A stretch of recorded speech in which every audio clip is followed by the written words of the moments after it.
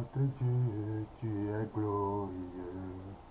Nous t'adorons et nous t'aimons. Que ton règne s'établisse sur la terre. Que tes œuvres proclament ta grandeur. Nous te bénissons, Dieu Tout-Puissant. Tu es vivant et tu reviens. Nous te bénissons, Dieu Tout-Puissant. Ton règne est éternel, ton règne est éternel. Seigneur notre Dieu, tu es glorieux. Nous t'adorons et nous t'aimons. Que ton œuvre proclame ta grandeur et tes œuvres proclament ta grandeur. Nous te bénissons, Dieu Tout-Puissant. Tu es vivant et tu reviens. Nous te bénissons, Dieu Tout-Puissant. Ton règne est éternel, ton règne est éternel. Avant son retour, glorifions. C'est Jésus qui est le roi. Avant son retour, glorifions-le. C'est Jésus qui est le roi. Satan veut oui ou non, c'est lui qui régnera. Satan veut oui ou non, c'est lui qui régnera. Satan veut oui ou non, c'est lui qui régnera. C'est Jésus qui est le roi. Avant son retour, glorifions. C'est Jésus qui est le roi. Satan veut oui ou non, c'est lui qui régnera. Satan veut oui ou non, c'est lui qui régnera. Satan veut oui ou non, c'est lui qui régnera. C'est Jésus qui est le roi. L'heure de la victoire et de la vérité a sonné dans mon cœur, que Jésus soit loué. L'heure de la victoire et de la vérité a sonné dans mon cœur, que Jésus soit loué. Que Jésus soit loué dans la vérité, que Jésus soit proclamé dans la vérité, que Jésus soit enseigné dans la vérité, que Jésus soit loué dans la vérité. Oh, l'heure de la victoire et de la vérité a sonné dans mon cœur, que Jésus soit loué.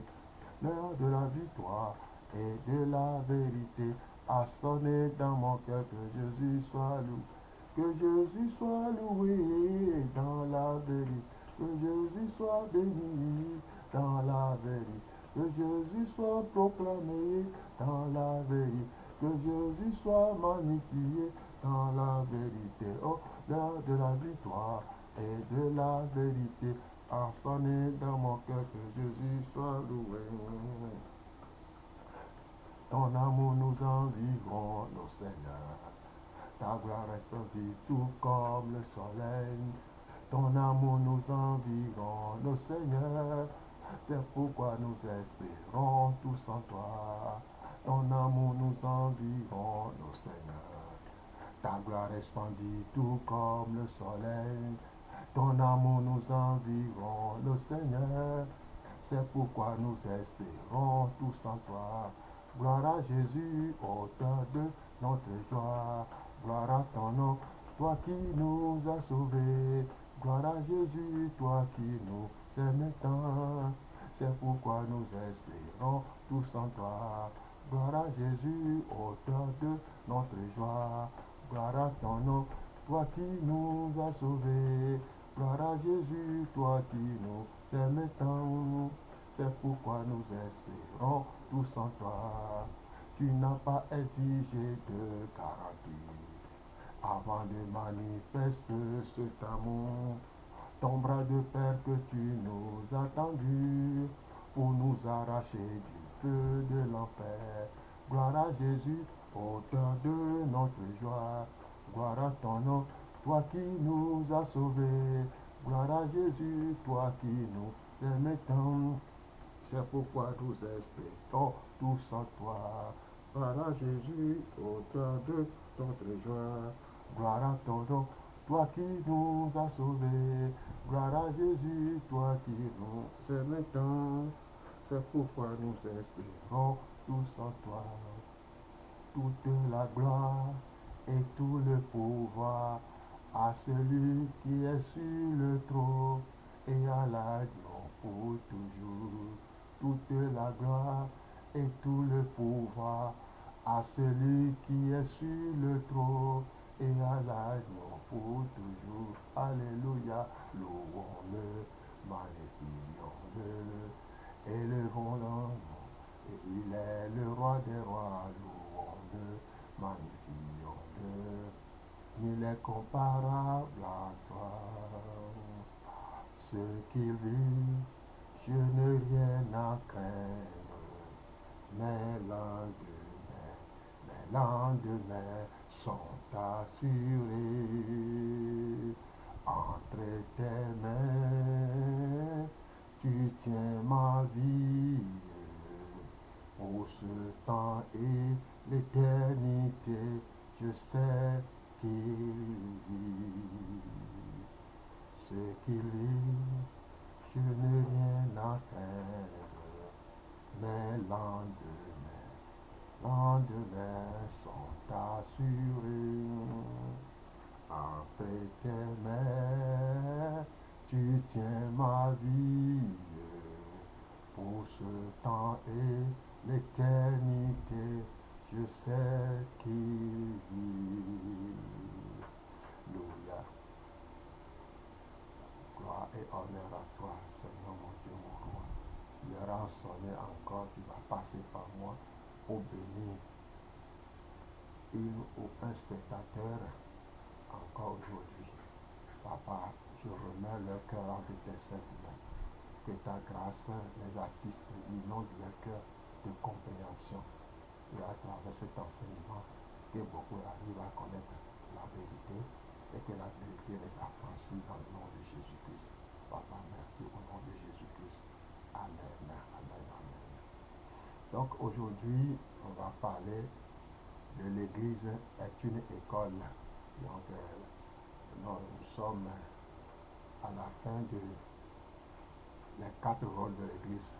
Les 4 rôles de l'Église. Rôle premier, c'est l'Église est une armée, où on parle de comment délivrer, comment prier pour les gens pour qu'ils donnent leur vie à Jésus-Christ, la délivrance, la libération, ainsi de suite. Et l'Église est un hôpital où on parle de guérison intérieure. Nous avons 2 ennemis, il y a l'ennemi intérieur et l'ennemi extérieur. L'ennemi intérieur, c'est nos blessures, ce que nous avons reçu comme des blessures, et qui ne permet pas que de vivre le présent. On est toujours passiste, on est toujours dans le passé. Il faut être guéri intérieurement, c'est pourquoi on dit la guérison intérieure. J'en ai parlé. Et l'Église est une famille, donc j'en ai parlé aussi de la famille fonctionnelle et la famille dysfonctionnelle. Et Dieu est capable de racheter et restaurer une famille dysfonctionnelle, j'en ai parlé. Et j'en ai parlé aussi des perspectives bibliques de la famille. Que Dieu vous bénisse. Maintenant, on va passer les dernières. Et l'Église est une école. Pourquoi l'Église est une école? Donc, on va introduire aujourd'hui pourquoi l'Église est une école.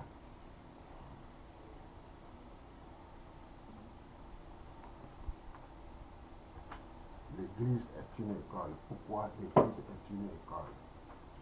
L'Église est appelée à enseigner les principes divins, éduquer, former les hommes et femmes de toutes les nations à devenir des disciples de Christ. Voilà. Pourquoi l'Église est une école? L'Église est capable d'enseigner, éduquer, former, redresser, corriger, faire tout pour que ceux qui se sont donnés à Jésus-Christ comme Sauveur Seigneur deviennent des disciples du Seigneur Jésus. Parce qu'il a dit dans Matthieu 28, 18 à 20, allez faire de toutes les nations des disciples, enseignez-les, et je serai avec eux jusqu'à la fin du monde. Enseignez-les, éduquez-les, redressez-les, redressez-les, corrige. Donc, dans la formation de disciples que le Seigneur a instauré avant de partir, il faut qu'un chrétien né de nouveau doit être disciple du Christ, doit être formé pour devenir disciple de Christ. Moi, je remercie Dieu pour la jeunesse en mission. Je suis parti les former à l'école de formation des disciples à la jeunesse en mission à Bouillonbok. Donc, c'est ça que Dieu a voulu. Donc, toutes les nations à devenir des disciples. On dit toutes les nations. Toutes les nations à devenir des disciples. Quand on parle de nation, on parle d'ethnie, on parle de langue. Nation, ethnie, langue. Donc Jésus est venu dans son propre pays où on parle hébreu. Donc il a formé ses disciples en hébreu, dans la langue araméen ou hébreu. Donc il a donné ses recommandations à l'effet de toutes les nations des disciples. On va voir ce qui se passe quand on a agi selon ces principes divins. Il y a 7 domaines d'influencer dans une nation. Il y a 7 domaines d'influence d'une nation. 7 domaines. Ces domaines-là, l'Église doit être en mesure d'enseigner ces 7 domaines-là pour que chaque chrétien devienne mature. Alléluia, devient mature. C'est ça que Jésus a voulu. Donc voilà les 7 domaines que l'Église doit influencer. L'Église doit tout faire pour influencer ces 7 domaines-là. D'abord, la famille. Il faut que la famille soit influencée par la parole de Dieu. De 2, l'Église même. Qu'est-ce que c'est l'Église? Qu'est-ce que c'est l'Église? Pourquoi Dieu a laissé l'Église? Pourquoi Jésus a dit que les portes de l'enfer ne prévaudront pas contre son Église? 3, le gouvernement. Toute personne qui se trouve dans le gouvernement doit être un disciple, doit être influencé par la parole de Dieu. 4, l'éducation. L'éducation doit être influencée par la parole de Dieu.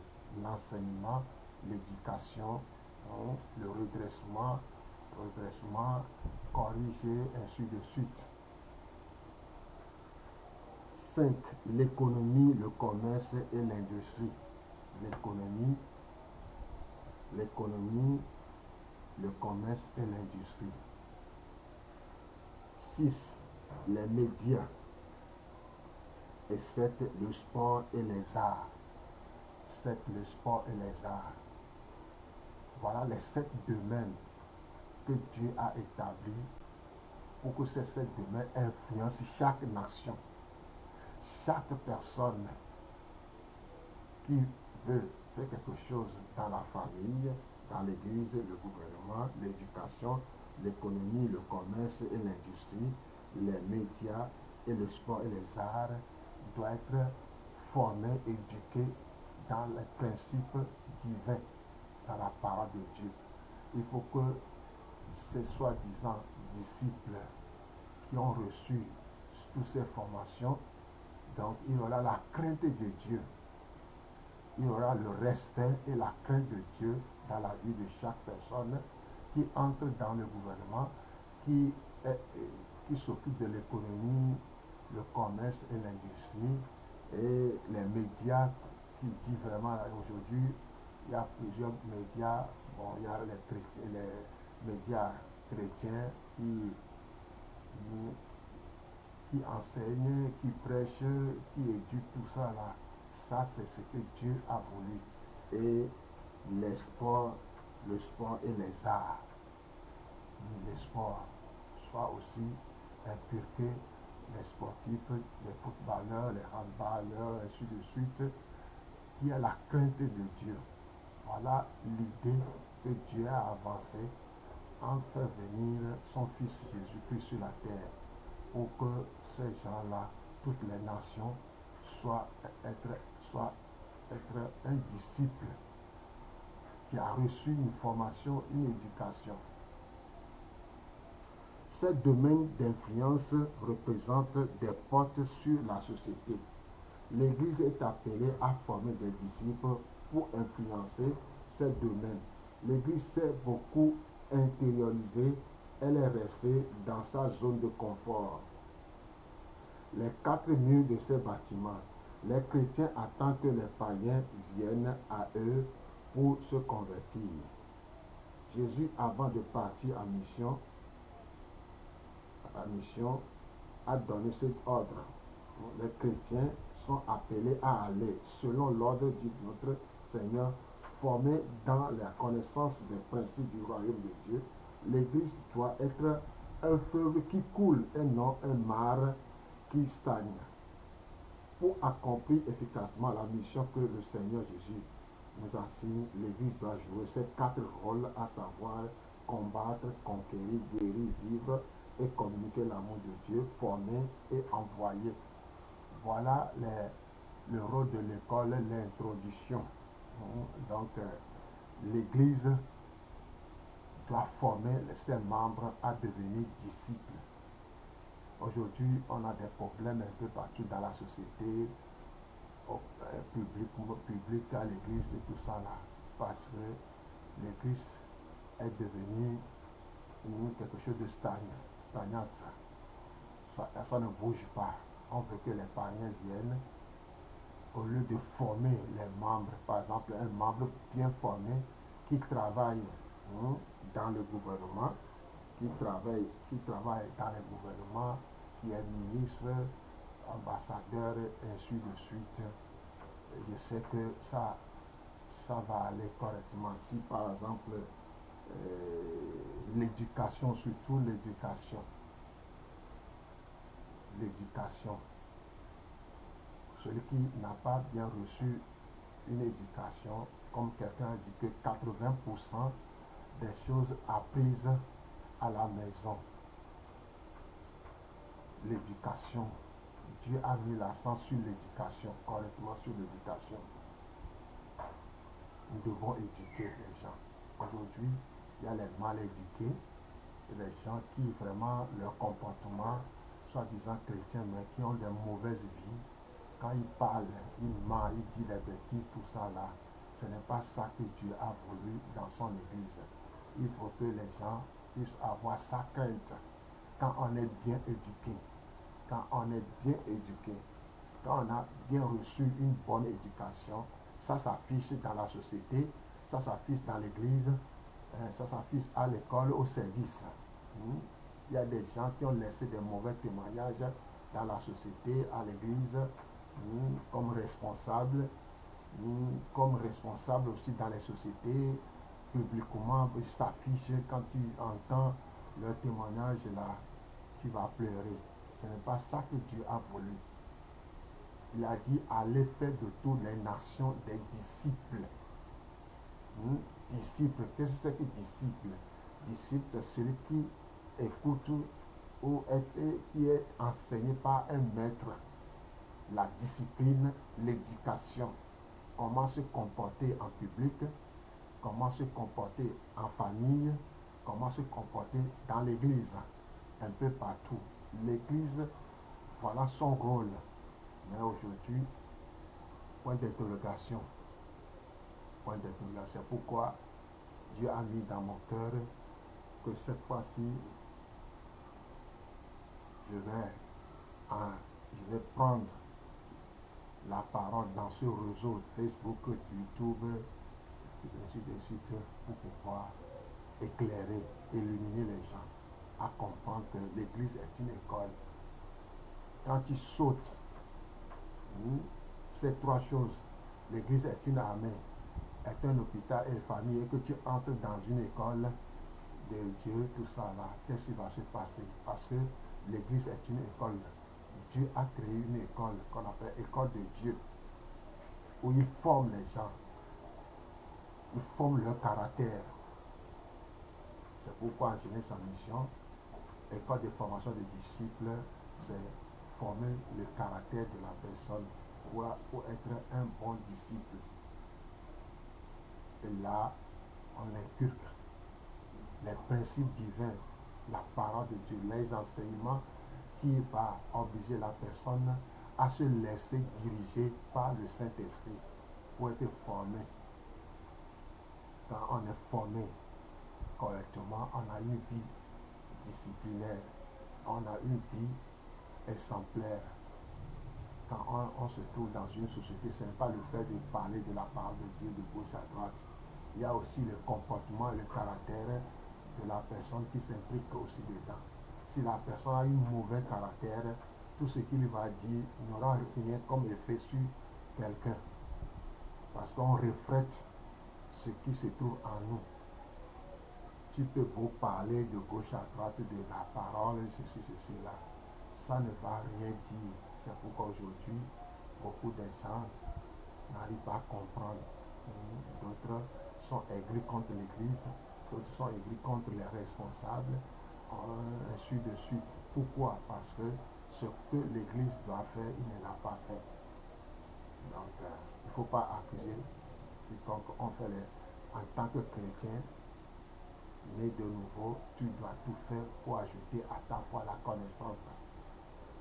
Et cette connaissance-là va te libérer, va t'affranchir pour que tu sois un vrai disciple pour le Seigneur.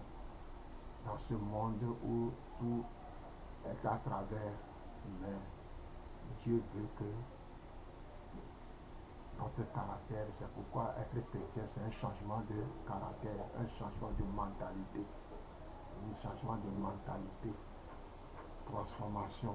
Ton caractère, Dieu va tout faire pour transformer. Dieu va t'amener